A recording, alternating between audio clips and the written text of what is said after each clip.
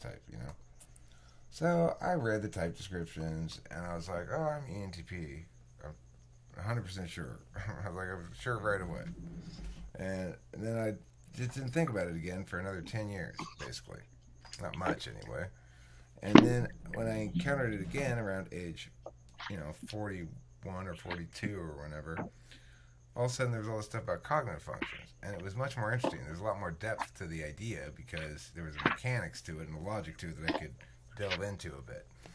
And so at that point I started kind of revisiting it and was quite taken with the cognitive function notion. And but I mean, really, the reason I made so many cognitive function videos is because they got more views than any other subject in general. Why is that? Because of the understanding of other people, or what? Well, people want.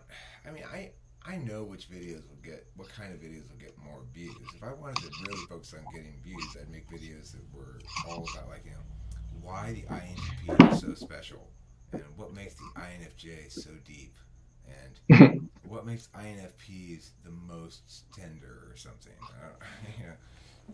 You just tell people how great you think their type is, and then they feel validated or something. I don't know. But I'm not really interested in making that kind of video because it's gay. Yeah, it's super gay. I just can't muster the energy to even bother trying to make stupid ass shit like that. I mean, if I'm feeling it, if it's naturally occurring, fine. But I'm not gonna, I'm not gonna construct something.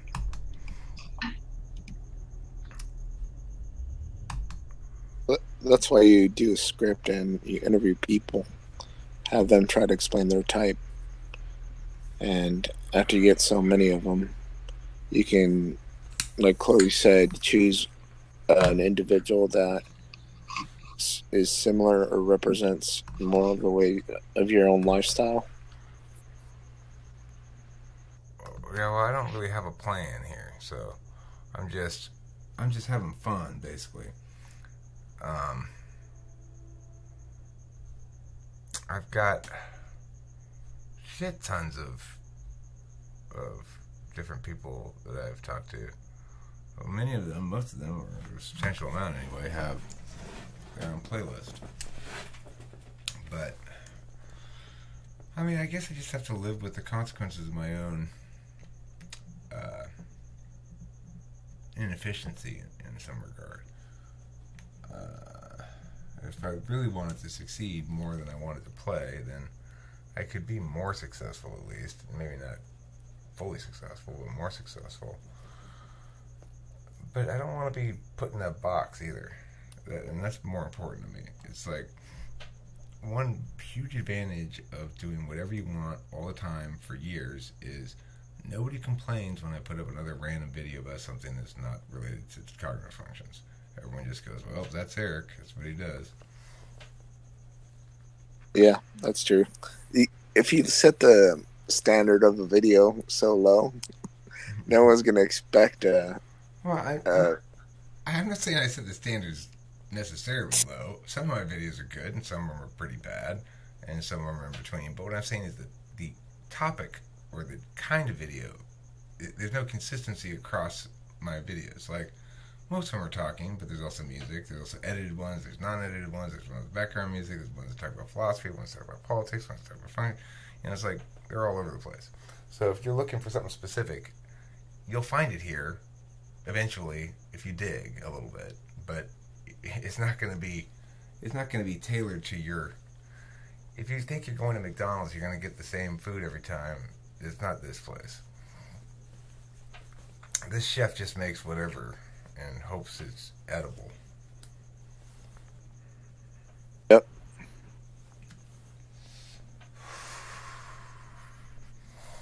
Like this video that we're making right now,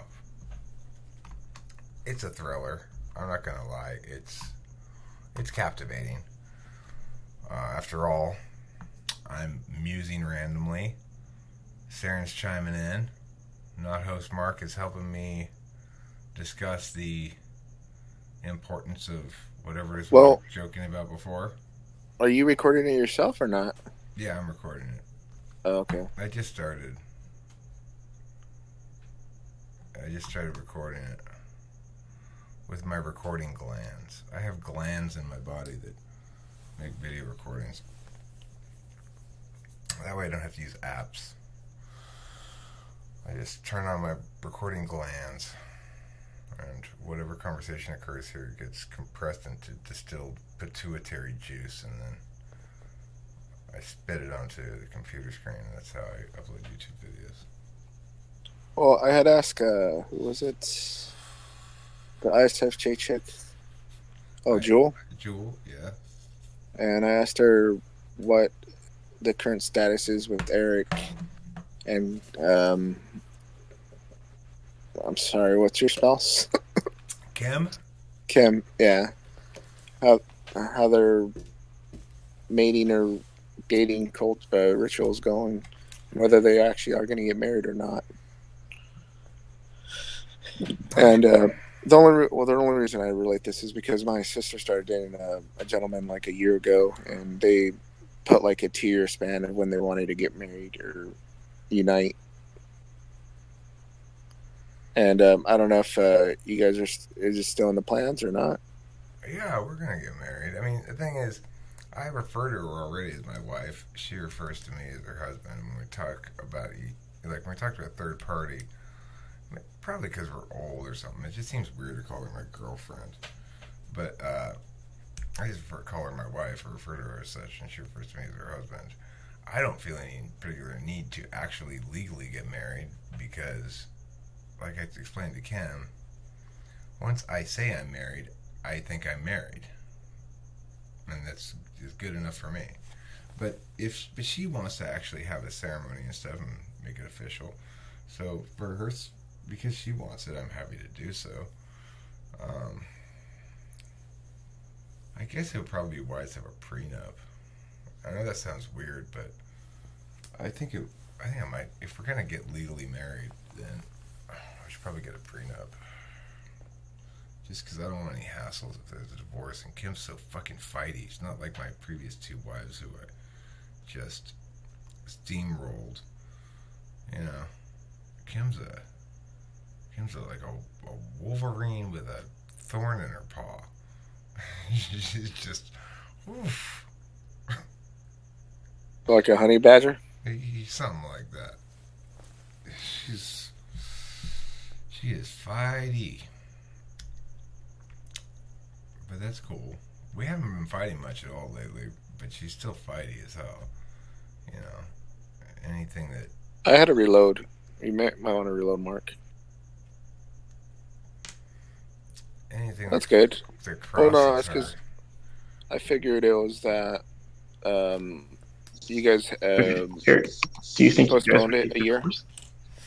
Wait, let Saren finish what you were saying, and then Mark first Saren. Well, I thought you guys had postponed it a year, or like had real life issues that were brought up that had it delayed, because you originally said that you're going to get married in the fall season or something. Yeah, I think we're still aiming for around Thanksgiving, this upcoming Thanksgiving. But we haven't planned much of anything. We may just end up eloping or something just to make it easy. We were going to try to rush it sooner, so that, because my dad had mentioned that my mom, he kind of wanted my mom to still have a little bit of her senses left when we got married or something, but there was no way to expedite it that quickly, and Mom is, I don't know what, there's not a lot left of Mom, she's kind of... We'll give her something to look up to and to remember as well, and that's the same thing I'm running with the issues of Alzheimer's as well with my parents. Don't get me wrong, it hasn't hit them as dominantly as other people, but I do see their mental capacity diminishing over time. Yeah, well, my mom can't remember at all, basically. Like, she might remember for the duration of a day that she had gone to a wedding earlier that day, I guess, maybe. But she often can't complete sentences and stuff, so, it's, you know, when my dad and I last had a conversation about her state of being and all that kind of stuff, we just had it right in front of her. We didn't even worry about her, like, hearing it and being concerned or anything, because we knew she can't follow a conversation. It's a weird situation because it's like my mom's sort of died, but she's still here. She's just not my mom anymore in any meaningful sense, really. She's just kind of like this echo of my mom. So it's a weird. It probably will make her death comparatively easy for me because I haven't had my real mom for a couple of years at least now. Because it's already happened. Yeah, she's already gone, more or less. So when she physically goes, I'm sure that it'll be heavy, but I've already mourned that loss little bit by little bit over time. Whereas my dad, who's perfectly cognitively normal, like he's not getting dementia or anything. He's fine. And that'll be probably pretty overwhelming. And they're both in their 80s. So Well, I've been bringing up that concept to other people regarding old age and how they see it, where someone that's not mentally there can still take care of themselves, or should they be moved into like retirement homes or a better situation in life when they reach that time in their life. When they reach that time in their life, how do you define better, though? I mean, like, honestly. Well, because I don't know what Eric's thought process is, but like, if your mom's already in that state, and then your dad somehow, like, let's say, I watched my grandfather degenerate the same way. I mean, it was terrible, and I totally understand what Eric is saying. I think. I mean, the answer to that question is, for me, and I'm not saying other people should do it this way. I'm just saying, for me, what would happen, or what probably will happen when that happens, is Kim and I will possibly move in to that Arcadia house with my parents for the end period there. I want as much caregiving to be provided by family as can be reasonably taken on without burdening ourselves too much, and we'll hire somebody to come in and do the rest of it. But it'll be in their house. I'm not going to take them. There's no way, shape, or form would I ever move them from their home because, well, first of all, I mean, my dad still has a tight grip on all of the reins. You know, he's not one to relinquish control. He's a TE dog. Same here. Well, even if he didn't, though, if he had a tight grip on some of the reins, you wouldn't want to take those away from him. You Right, still, absolutely. I want him to be as comfortable as possible in his life period, and for him, comfort means control. It's like he's not going to be comfortable with anything that takes control away from him. He's used to being in charge of everything in his life, you know? He's really structured his life and the way shit goes down in accordance with David Strauss's way, you know? And like when it was Mother's Day and me and Kim and my dad and my mom went out to dinner, my mom expressed where she wanted to sit, and my dad was just like, keep in mind it's Mother's Day, my dad was just like, no, I don't want to sit out there, we're going to sit over here.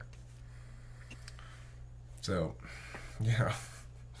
And mom just goes, okay. She doesn't care. She doesn't know anything anymore, really, anyway. But, you know, She just goes along with everything. She's pretty peaceful and happy overall. She doesn't seem to be actively spending her attention on the fact that she's mentally unraveling.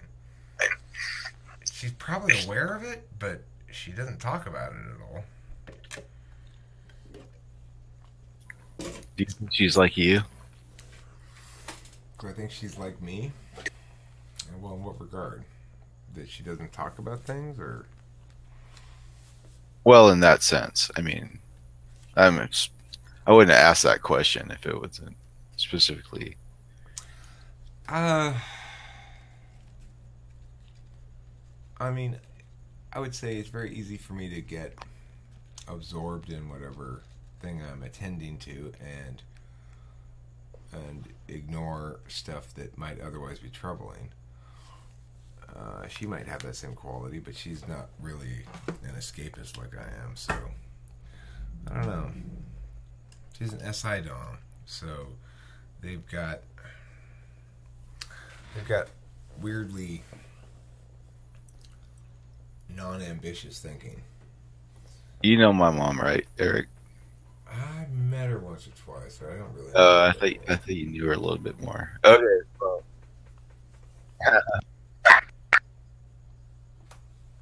No, I was just saying because it was her dad that was the one that degenerated that way, and he just like didn't recognize anybody and all that stuff, and my mom is totally worried about whether or not she's gonna follow his path, you know, and that worries me.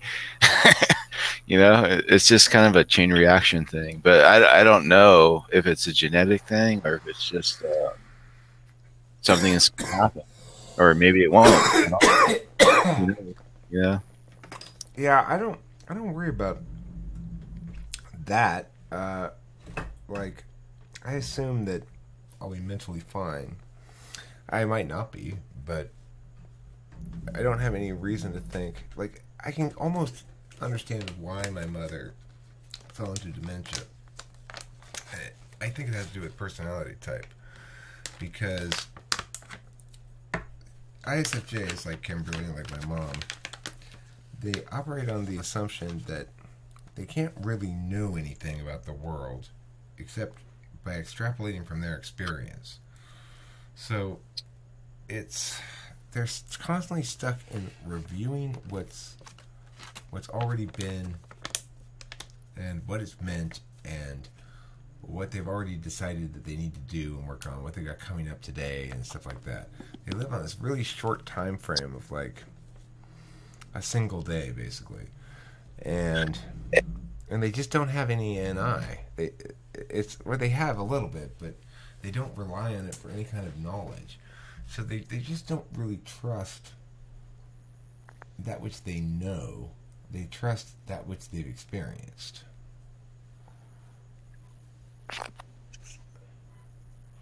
Eric. Yeah. I know I'm a noob at this. I don't know what NI means. Oh, it's one of two ways of knowing things. So SI, or introverted sensing, says basically it makes the mistake of saying, well, it happened that way before, so it's surely going to happen that way again. Well, last time I talked to you, you were rude to me, so that means you're a bad person and you're rude. No, it could just mean I was in a bad mood that day, and I'm not normally like that. But for an SI Dom, that's a challenging state of affairs there, where they go, all right, but I've had this experience, it was negative, and now you're asking me to not assume that every experience with you will be just like that? That's really tough. They can't tie it back to another one. Is that what you're saying? Well, they have trouble doing that. Like, an example is this. When I'm making a song, writing a song, I'm trying to use introverted intuition, NI, which is to say I'm trying to find the right melody and what's the right bridge for this song. It's not something I'm creating, it's something I'm discovering, and it's right for reasons that may link somewhat to my experience, but really have to do with just my intuition about what But works and what doesn't work in songwriting. That's NI kind of knowledge, right? It's saying what does NI mean specifically? Sorry. introverted intuition. Okay, introverted intuition. Sorry, I might have missed it. And it's okay. It just refers to, it's like it's people who use introverted intuition as their knowing function. They assume that what they know is not gleaned from their personal experience, but instead is gleaned from observed laws of nature, laws of interaction, or whatever. So, well, how do you know that person is lying? You've never even met that person before. I can just tell because of some universal quality of human beings that I am observing. That's introverted intuition. Whereas introverted sensor would say, I think Joe's lying because I know Joe really well and I know what he does when he lies. So on an individual interaction, you can make that, or in general, you can. Well, it changes the way people interact with each other, whether they use NI or SI. If they use NI, they probably don't have a lot of personal examples when they're explaining things. I mean, if you It's like when Taylor was saying, organizations are inherently corrupt, like made a blanket statement. You don't trust organizations because they're an organization. Okay. Right, and also if you were to say, tell me about how you are, like how you were in high school. An SI person would say, well, I was kind of annoying. Like this one time I went and blah, blah, blah, blah, blah, blah, blah, and tell an example story like that. That's introverted sensing. An introverted intuitor will say, well, I was pretty friendly. I was very social, very active. And you'd say, well, can you give me an example? And they'll say, well, I mean, I made a lot of jokes. I engaged with people in different ways. I was connected with different groups. But they won't give you any specific examples. So because I'm an SI user, if I'm talking about, say, SI, I'll say, like, for example, when Kim does blah, blah, blah, blah, blah, she blah, blah, blah, blah, blahs. It's a specific example from my experience. And in fact, most of the ideas, the NI style ideas I have, are just patterns I've noted in my experience, and I just sort of toss it up there and see if it sticks. So I'll be like, I think ISFJs have a habit of, I think that ISFJs in general are very conflict averse. And, well, why do you think that? Well, I could explain it with my understanding of cognitive functions. Well, because blah, blah, blah, blah, blah. Or I could say the truth of the matter, which is, well, because the ISFJs I've met have all been like that. And so I'm guessing that maybe it's implicit to ISFJs, and I'm going to argue it as though I already knew that were the case. And so I'll make a bunch of introverted intuition style arguments saying, well, this is why, and this is how it links to this other idea over here, and blah, blah, blah, blah. But because I'm actually SI, it's really just based on my experience. You gotta simplify that shit, dude. I just did. I left out all the complicated stuff. I just said it's a matter of, am I noting a pattern in my experience and then saying, everything's like this? Or am I noting a pattern in the world and then saying, oh yeah, it's even reflected in my experience? If it's the latter, then I'm introverted intuition. If it's the former, I'm introverted sensing.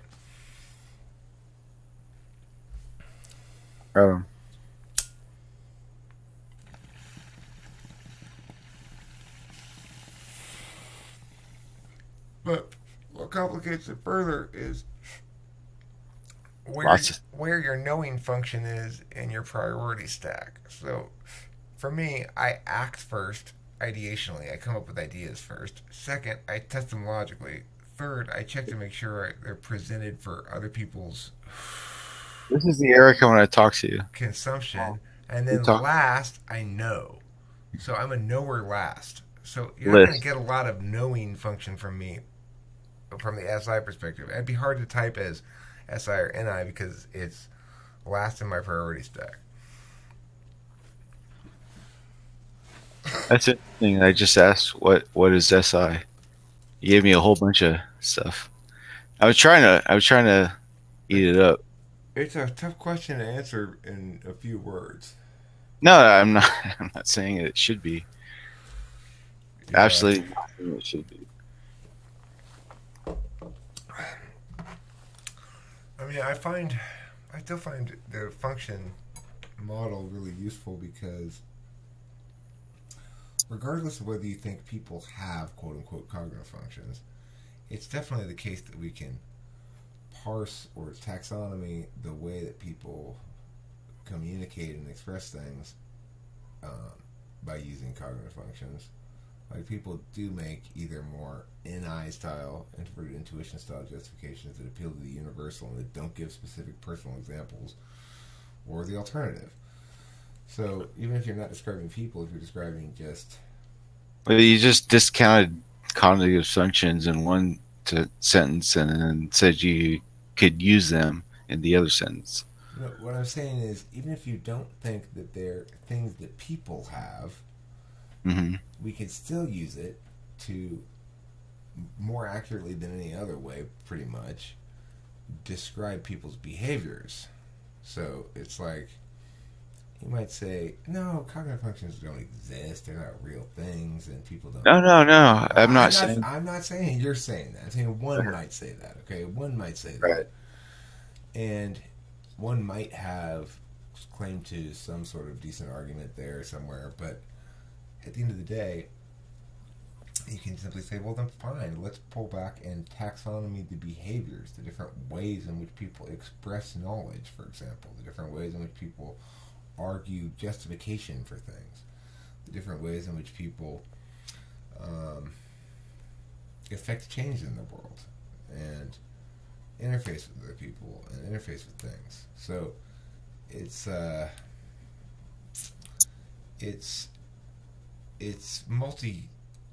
it withstands scrutiny on multiple sort of purpose levels like that, which is one of the nice things about it too.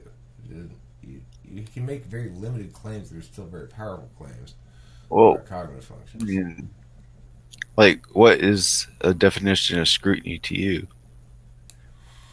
Well, scrutiny would be, in this instance, for if you're scrutinizing something like this, you'd say, okay, is there a mechanics to the thing? In other words, is there interlinkage that I can test to reliably see if these relations are, in fact, as described? So if I say... That's internal scrutiny, though. Well, external scrutiny. No, because listen, if I say something is two components are inversely proportional, then you can, using observations of data from other people, you can make observations about whether that's correct or not, whether in fact those two manners of expression are exclusive from one another, and or that... What two manners of expression? Well, I'm not giving you a specific example right now. I'm just saying. No, you said two manners of expression. Like, okay, well, okay. Here's the... So, for example, for me, for you, okay, because of my type, right, SI and NE are more or less exclusive. They take turns, and one of them is much more heavily weighted than the other. So they don't concur. In other words, they don't occur at the same time. Yeah, I understand what concur means. Well, because it has two meanings, though. So I clarified because I could have meant they don't agree. All right.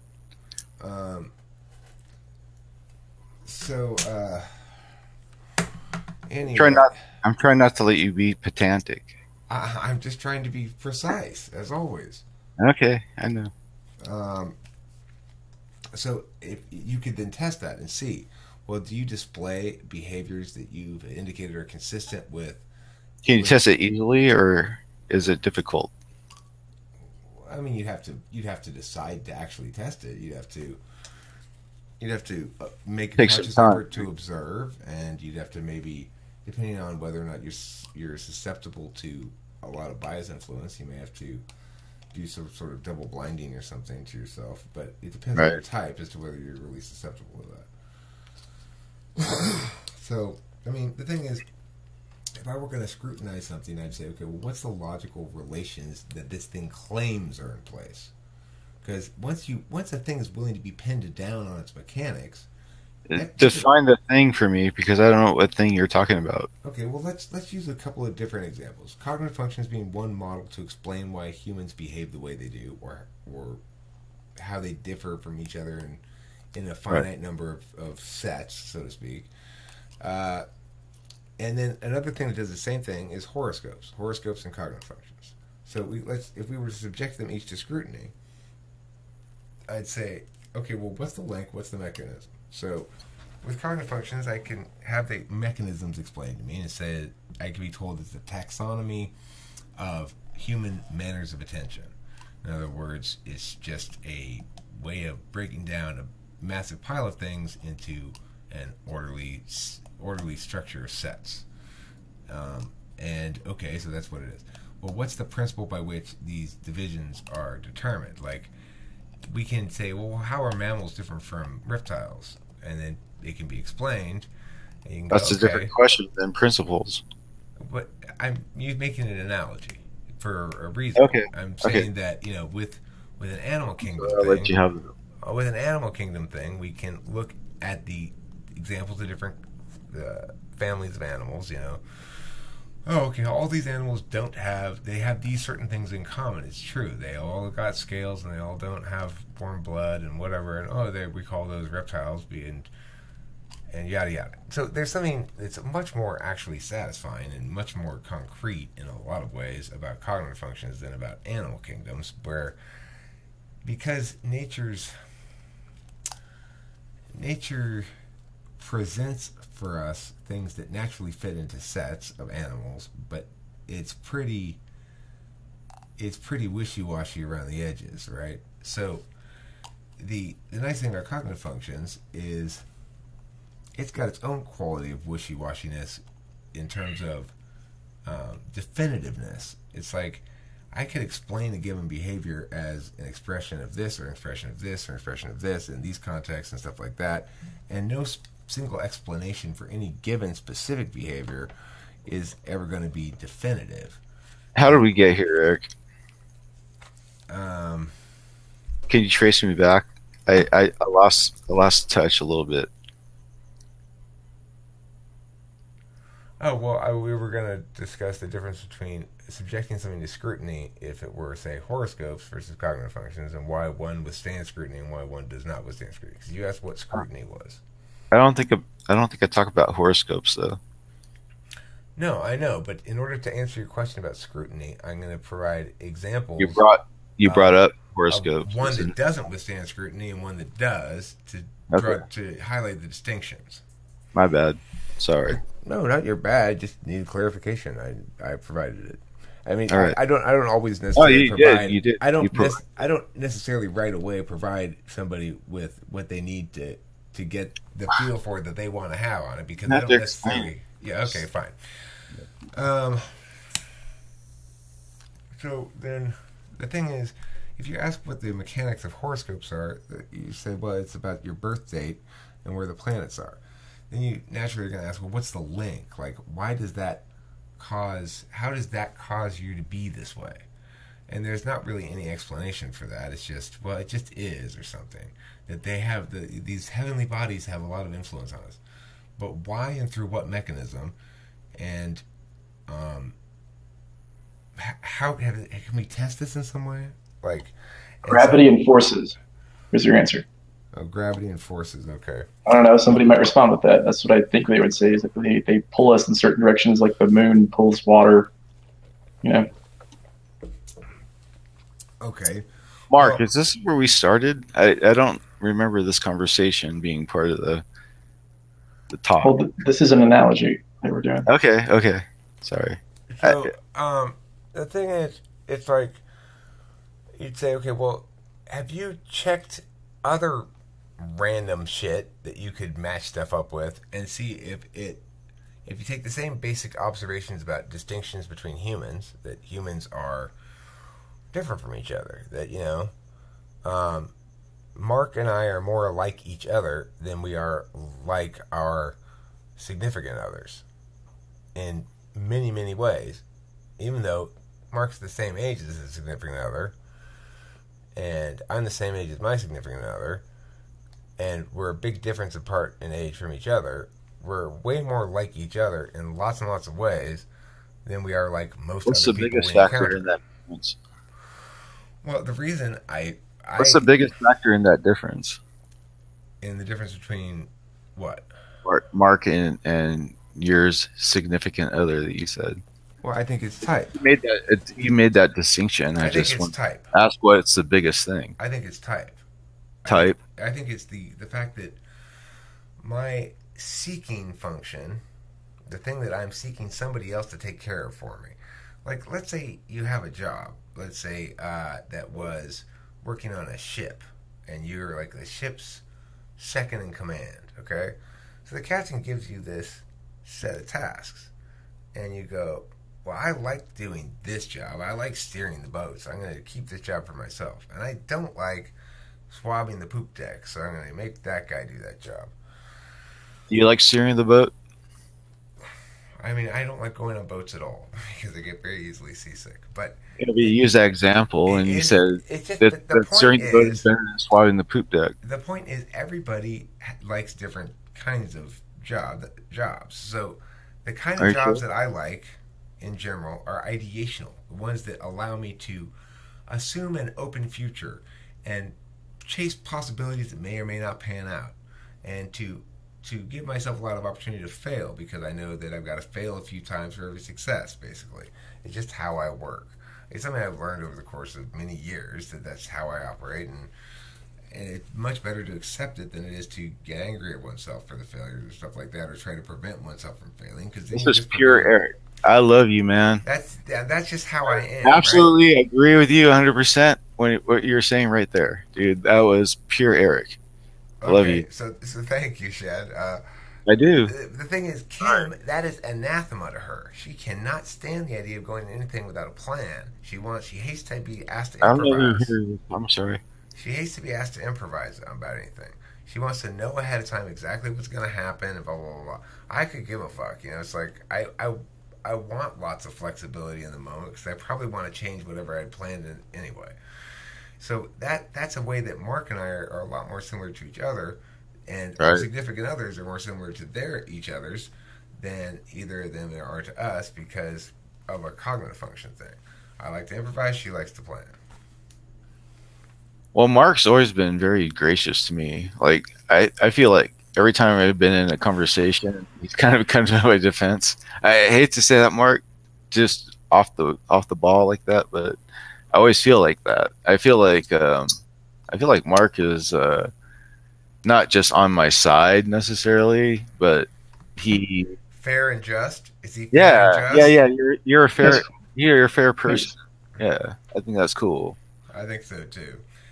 Mark gets a fair amount of love around here in general because because I don't know, there's something about him. I like the hell out of him. It's funny because Mark and I, both being ENTPs, we don't necessarily talk to each other very frequently. I don't think we probably rarely seek each other out to talk to each other, but I suspect we're both always happy to encounter each other in here. And, he's always welcome to come to all of our events and stuff. He's come to my house on a couple of occasions, which has been great. I went to him on one occasion, or at least to his neck of the woods.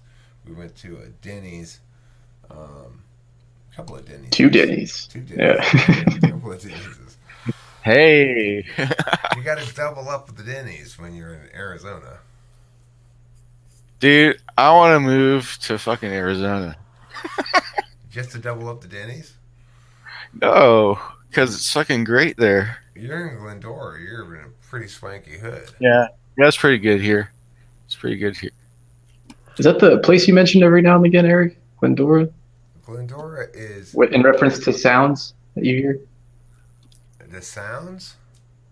Yeah, like you say you hear bangs and stuff go off. Oh, no, that's Pomona. That's the bad That's bit. Pomona, okay. Glendora is nicer, is richer than Laverne. It's like... Yeah. It's... Oh, okay. It goes Glendora, Laverne... I'm not rich yet. Well, I guess I am, but I don't like to admit it. It goes Glendora, Laverne, and then everything else around, basically. San Dimas is pretty nice, too. But Azusa's crap, Pomona's crap. I used to play in San Dimas when I was in high school. I love San Dimas. I used to play around there all the time. I didn't even know about Glendora. I didn't know. I was so stupid when I was playing in San Dimas that I didn't even know about Glendora. And Glendora is so far so good. I like it. Well, Kim grew up there, and Hey. she lived way up on the hill when she was little up there. She lived at the Duke Majan Estates, which are at the very top of there. Because both her parents were real estate, or her mom and her stepdad were real estate agents.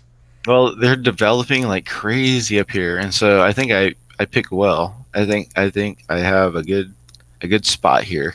I think you do too. I don't know exactly where you live in Glendora, but I will tell you this. Well, I live at the hill. I live right 2 blocks from the hill. Nice. I'm like 2 blocks from Sierra Madre Street that runs along the length. Yeah, okay. On Grand Avenue, and pretty much Sierra Madre, I guess, if you want to kind of generalize where I live. Okay, I know where you are. I know those two places. Yeah. I work with a kid over there. The thing about Glendora is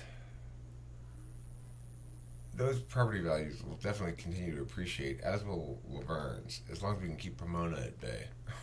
Right. But there's a kind of a buffer all around Laverne of like sort of nice Pomona before you get into the shady part.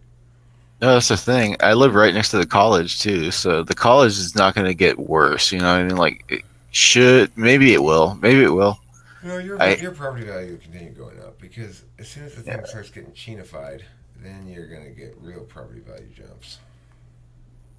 Right That's now, not going to happen though. It will though. It already is. Mm-hmm. Laverne and Glendora both are getting increasing age. China-fied or China-fied? You said China-fied? China? You mean China? Yeah, I mean China. The China effect. Yeah. That's not racist, man. It's okay. I don't think it is racist. I don't have a problem with it occurring. No, I know you don't. I just said that because I know you. The thing is, though, I don't have a problem with it occurring. If I own someplace where Chinese people are going to pay a lot of money for property, I would simply sell it and move someplace where there are white people. I think it's going to happen here next because I lived in Arcadia before this, and when we moved here, everybody here moved from Arcadia.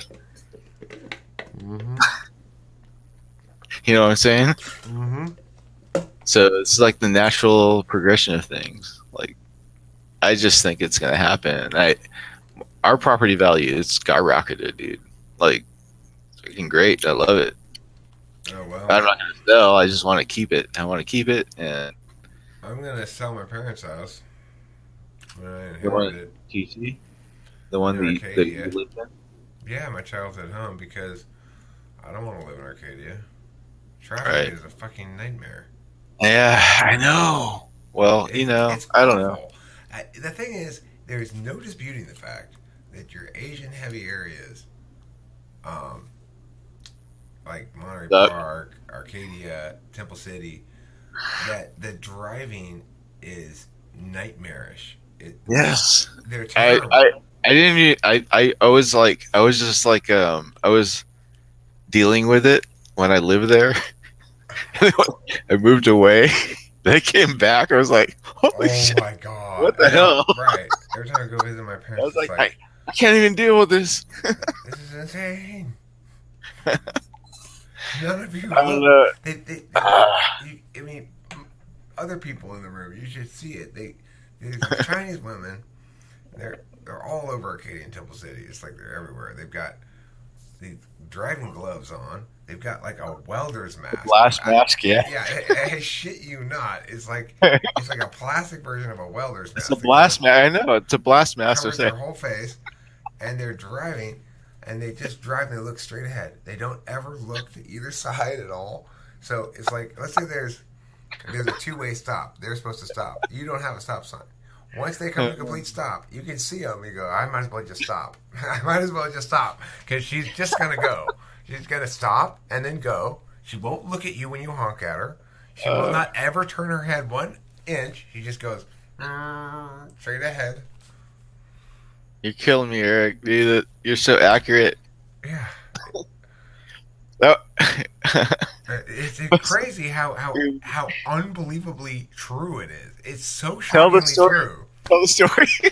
Tell the story about when the electrical lines were on fire, and you're trying to tell the lady to go around. Oh, yeah. She doesn't walk right through it. You're like, lady. No, lady, don't go over there. What are you doing?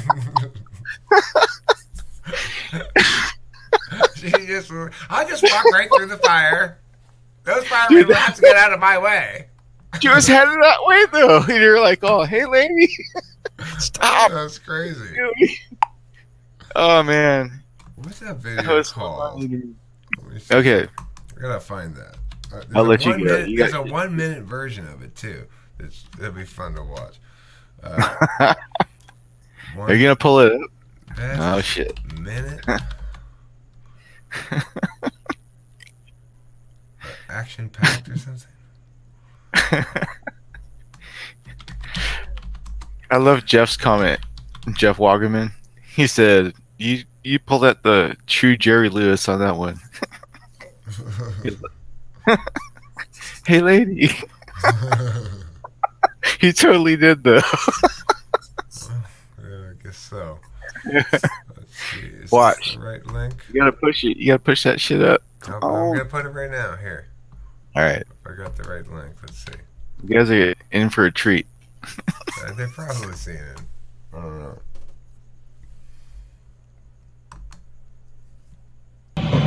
Look at the firemen. Here they come. Squirt hose on it. Pow. Damn, that's intense. That's cool. Look, they squirt it. Let's watch them in action.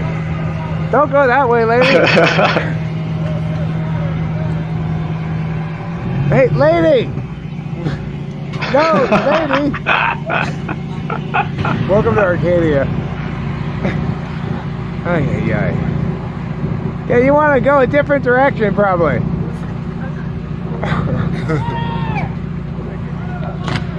Oh, it's making sparks. Look. Power lines are going. Oh, I better get out of the way, too. This is more exciting than I thought it was going to be. You guys should squirt it. Oh. You guys should totally squirt it with the hose. Oh my god, that's so good. You're so lucky. That is so you saw that. Yeah, I know, that was pretty lucky. I was eating Korean barbecue with my friend Alarino, I think. And I'm like, is that smoke right there? What's going on over there? And I just ran out of the restaurant with my phone and ran over there. But I actually got there before the firemen or the cops got there. Like the car just caught on fire? It blew up or something? What was going on? One of those Chinese women, she was pulling into the bank, and instead of going to the bank, she just went straight into the concrete The fire. the concrete wall thing that was on the edge of the driveway. She just like went straight into it, and got out of the car, and then it just caught on fire. I don't know why. It's like Chinese people are such bad drivers that when they crash, their cars catch on fire. That's insane. It was crazy. Yeah, that was a very action-packed. I wish I had my camera right now. Oh my god. Because like the whole first 6 minutes of the video, it was like a I'm crying, Eric. Mascara's running down my face and shit. The whole first 6 minutes of it are boring. Nothing really happens. Then all of a sudden at the end there, it's like 1 minute of this happens, then this happens, then this happens. Hey, lady, you don't want to go that way.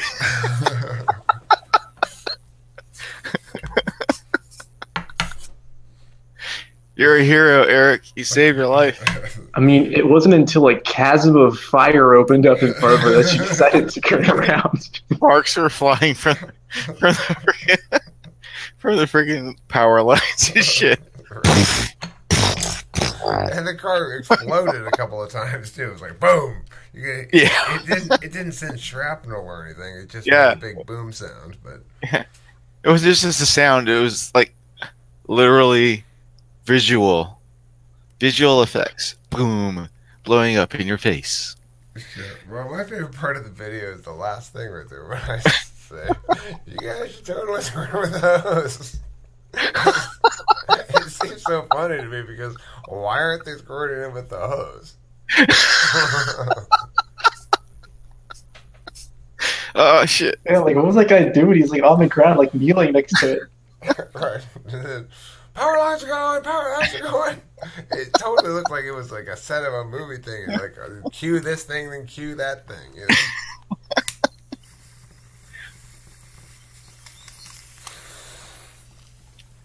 God damn it, Eric! I want to smoke with you. I have no pipe though. Well, Yeah, I'm a degenerate. they don't call them pipes anymore.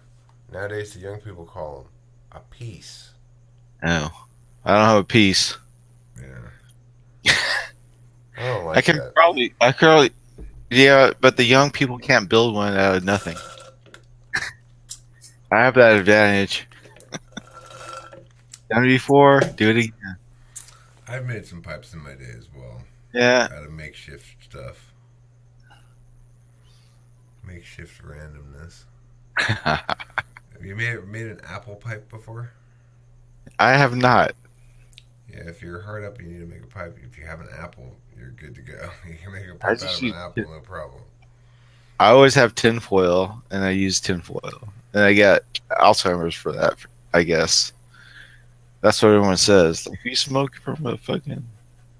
Yeah, don't do foilies. Well, the thing about that is there's no reason to believe that the link between aluminum and Alzheimer's is causal like that because it could No.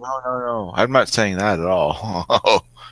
No, I'm I just just saying about the confirmed research. people say The research on it says it shows that the way they attain this information about there being possibly a link is simply by examining the brains of dead Alzheimer's patients and noting they had high amounts of aluminum in them.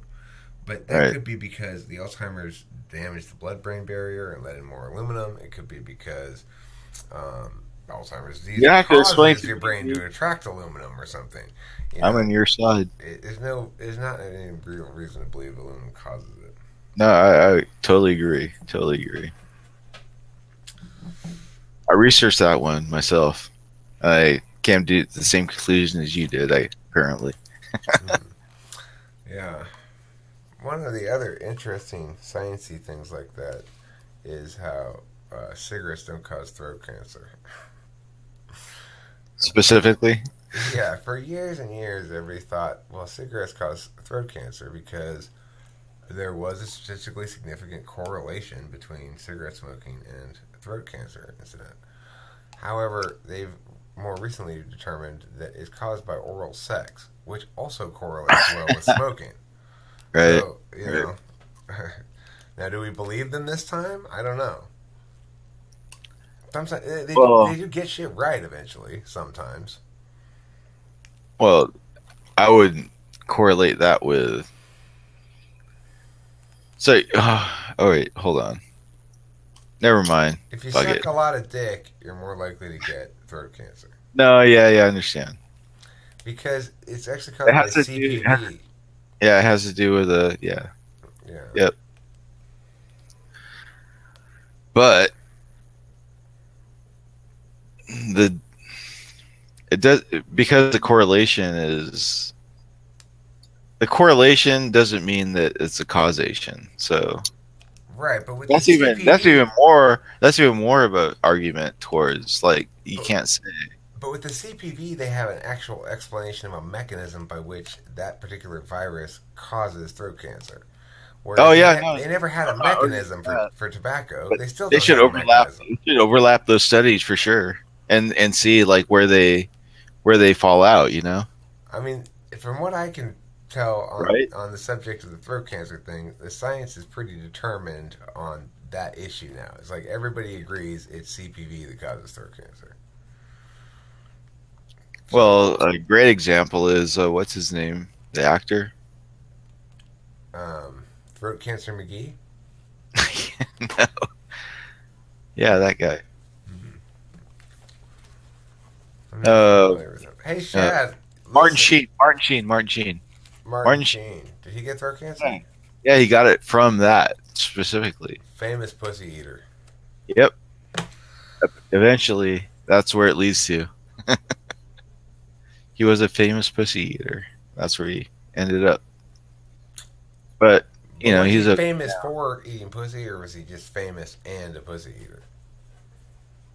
that. Okay. Well, that's not nearly as exciting then.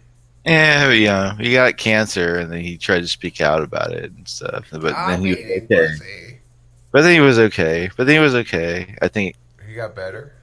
I think he did. I think he did. Let's just pretend he did. He lived happily ever after. Well, it's a horrible thing to have to think you have to deal with, if you have to deal with it or not, right? Yeah, I don't want to get throat cancer. I don't want to get any cancer, really. I checked no on the cancer box. So I should be okay. You did. Hey, Shad, do you notice that we're not fighting this time? No, I don't want to fight with you, man. I actually want to agree with you most of the time. I enjoy chatting with you, even if we are fighting, but I just noted it because I thought, no, that's not. If we fight, it's for a good reason, right? It should be. It should be for a good reason. I will agree with you that if we fight, it should be for a good reason. But you don't think it has been?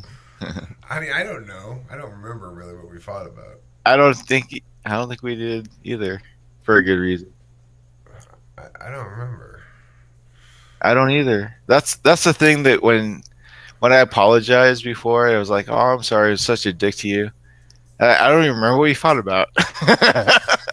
Isn't that funny? You have a good reason not to remember, though. Me, it's just I just don't remember. Oh shit! You're dissing me now. I'm not dissing you. I'm just saying if you're you had a good reason. No, you had a good reason. But Chad, I'm saying if you get alcohol in you, obviously you're going to be less likely to remember something. But I probably remember it just as poorly as you do, and I didn't have any alcohol in me, so this goes to show you.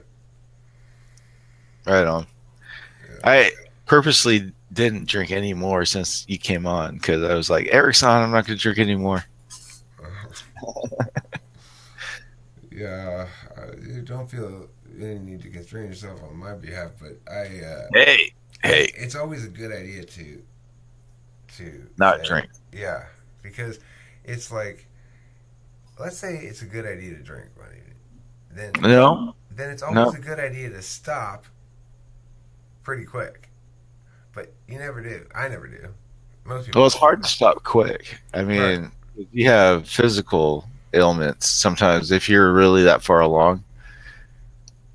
So far, I've been lucky. I don't think that I do, because I can stop for long periods of time, not drink again.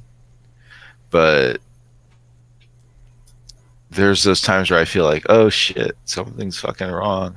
I should stop drinking. But I stop. But then I start again. And I don't know why I start again. Because it's a social thing. I think it's more social. It's a social addiction more than it's a... Do you think it's a physical addiction, Eric? I don't know, man. For me. It wasn't for you? No, dude, I thought when you gave it up, honestly, I'll tell you this. I didn't think that you gave it up. I thought you gave it up on your own. I was like, oh, holy shit, fucking Eric's a legend. You know, I went to AA. My dad did that. My dad quit drinking on his own. He just said one day, "Now I quit." That was it. I don't know what happened there. Sorry. I was just like, I always thought you were a legend, dude, for quitting on your own. Like you just fucking did it. I was like, fuck. No, I went to AA. I went to AA and I actually put in a lot of time and energy into AA for the first about 5 months.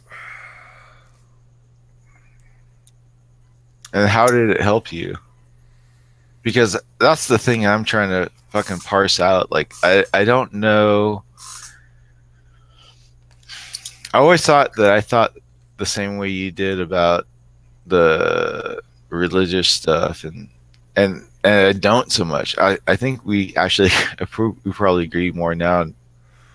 I don't know. Well, I always called myself an atheist, but I still do. I still call myself an atheist because I think, just based on the terminology of the word, that I have to call myself that. But I understand not being an atheist more than I did before. well, the thing about what AA provided me foremost and very impactfully was an opportunity to practice listening to what other people said to me non-critically from a TE perspective, which means from a perspective that I'm just focusing on what I can usefully take away from it to better implement somebody else's idea that I don't find intellectually fit. Right. That's real humility when you go, Right. okay, Sure. I'll do your idea that I have contempt for instead Right. of my own thinking. I never do that, or very rarely. I did it once. Well, I can tell you, I don't think you let it bend you a lot. I mean, you let it bend you enough. I mean, it changed You're me. kind of an unbendable guy. It changed me in some ways, but it was an experience that ran its course. You know, it's like when I was in China, I was lucky. I got sent to China not that long after I quit drinking, and I had nothing to do in China. I took over for you. Remember that? Oh yeah, I teach for you when you were in China. that's right. It was horrible. You like plans and stuff. You don't like to improvise. I didn't like it, dude. I was like, "What the fuck am I supposed to do?" I didn't know anything about cognitive functions.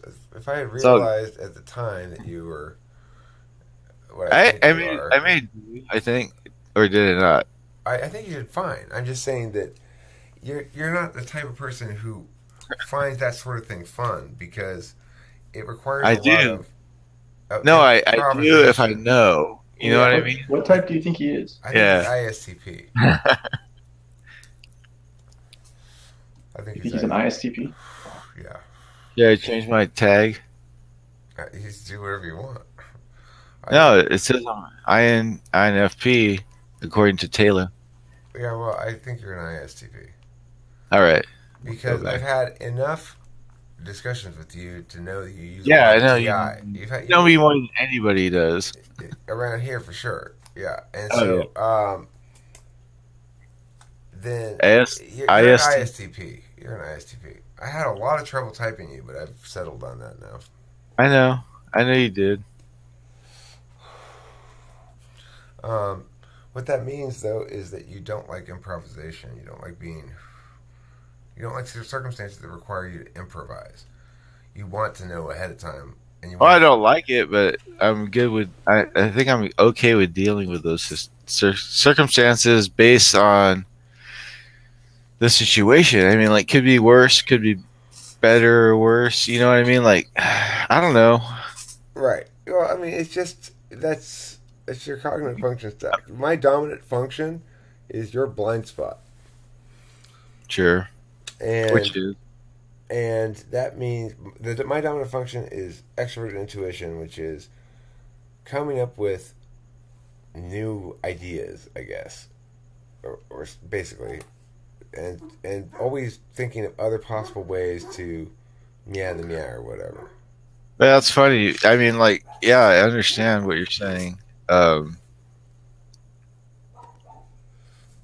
didn't come up with new ideas. I just shuffled them around a bit.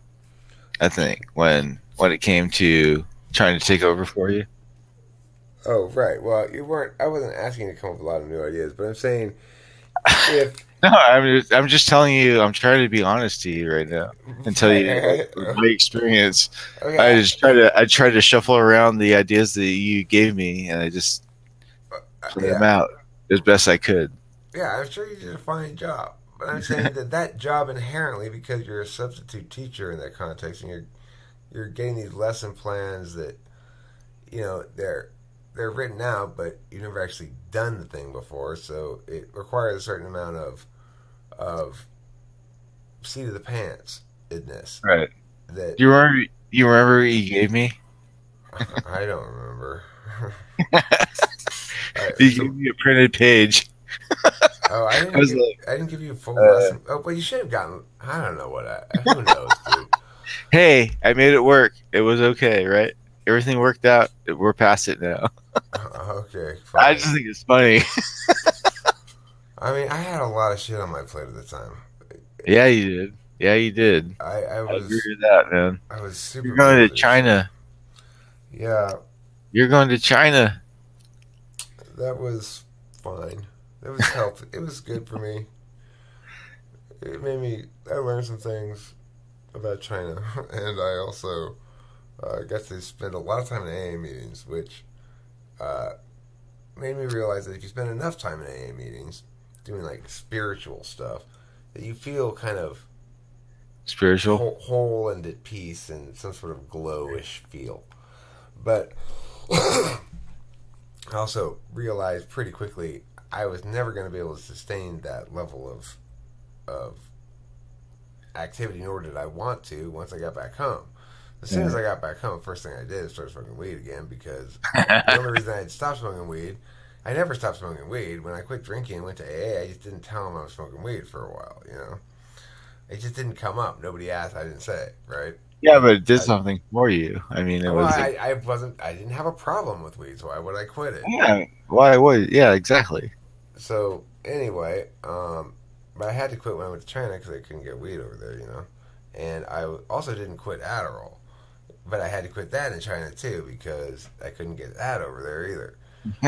So I was totally clean and sober for like 2 full months in China, or maybe pushing 3 months even.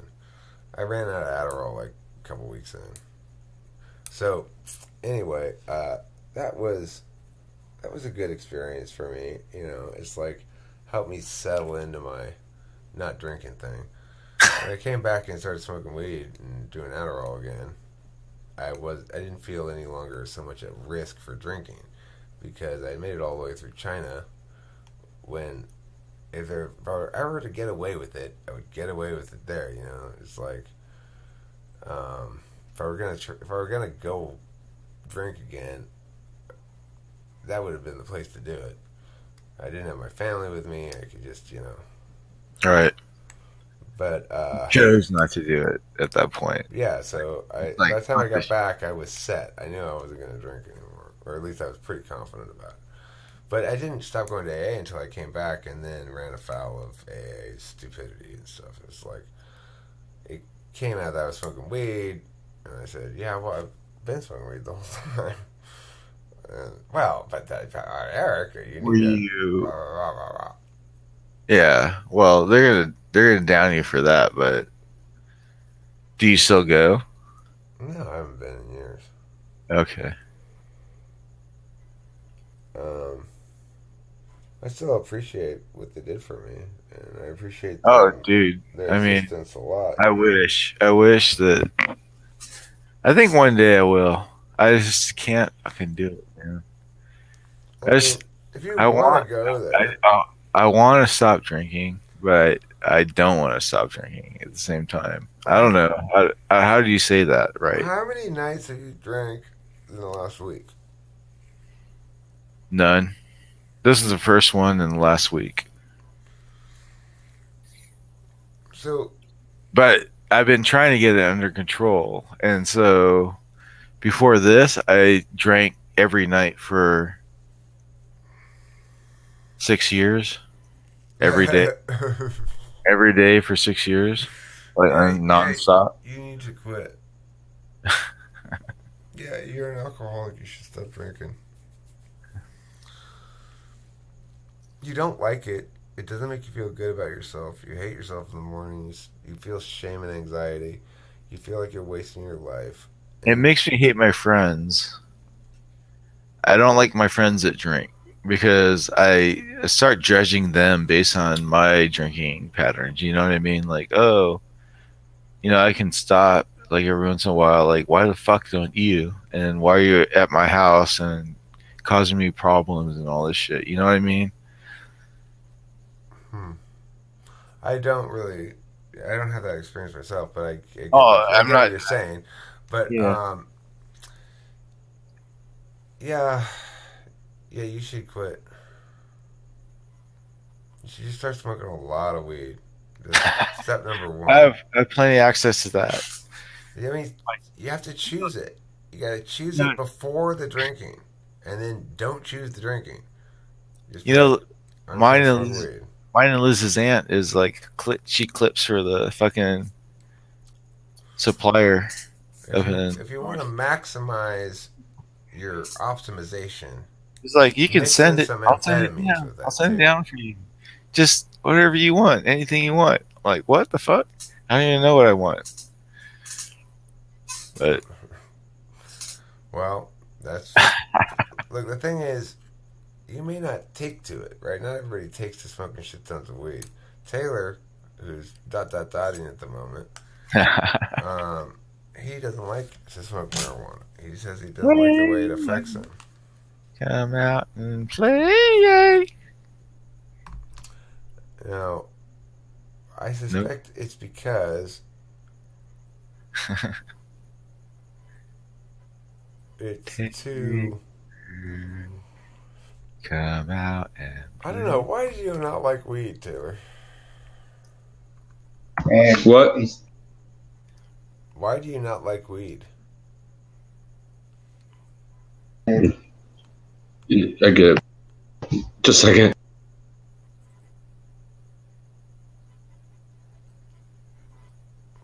What did he say? I don't know. Because Hold on a second. Oh, it makes me sort of just lazy and lethargic, and nothing's fun. I don't want to do anything. You people are annoying. Stop talking to me. I'm listening to Pink Floyd. Where the fuck am I out of chips? Dude, share that shit. It's just not fun. You don't want to party. It won't. Oh, you gotta bring the party, dude. Don't blame people for not being partiers. You gotta bring the party, motherfucker. no, he say it makes him not want to party. I know. Yeah, it makes me not wanna He has to change that shit. Okay. Change it up, dude. Change it up and bring the party. I did. I changed drugs. Oh, come on. You're just saying that. We don't know anything. We know plenty.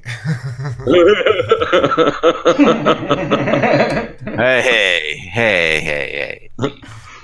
But Party till you're looking at 14 years, motherfucker. Oh, fuck. Really? I'll give you 25 to life. It ain't worth it. I was. Fuck, man. Don't get deep on me and shit.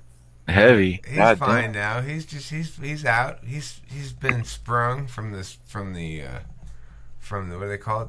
The Huskow. The clutches. The Huskow. The who's cow. Is that what they call it? What's that? I don't know what they call it. Let me see. Huskow. Huskow. He could probably define it for you. We didn't call it that. That doesn't mean nobody calls it that. It's Yeah, Huskow, a prison.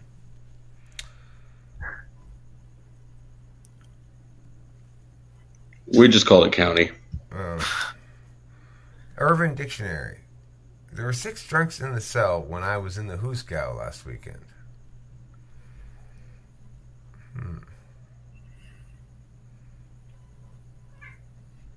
Well, fuck. What can I say now? As you might expect, the spelling of Huskow was not well established during its early years of use in the United States. Was it Huskow? No? Probably not. I don't see it. No. Let's see. Okay, it was spelled with an A sometimes. Huska. Huska. Versus Husgao. Sounds military. A jail or prison slang. They chucked him in the Husgao.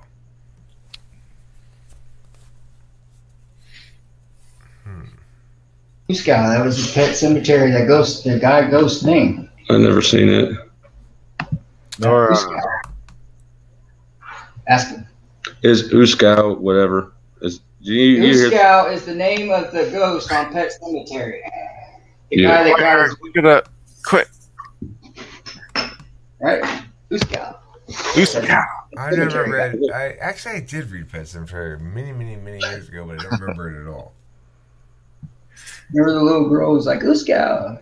You never seen Pet Cemetery? Mm-mm. Dude, that cat. Today would bring up no. Oh. His name was Churchill.